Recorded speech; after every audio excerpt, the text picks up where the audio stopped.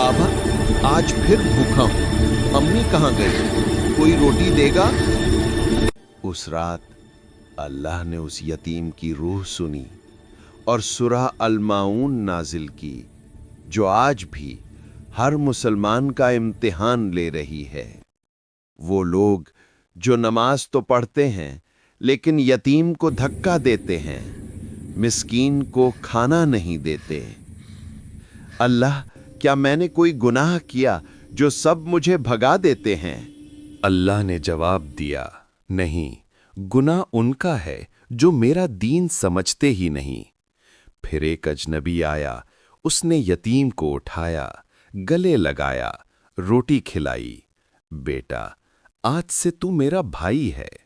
अल्लाह फरमाता है, असल नमाजी वो नहीं जो सजदा करता है, बल्कि वो जो यतीम का हाथ थामता है।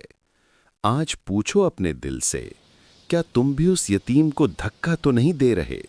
कमेंट में लिखो, मैं यतीम का हाथ थामूंगा।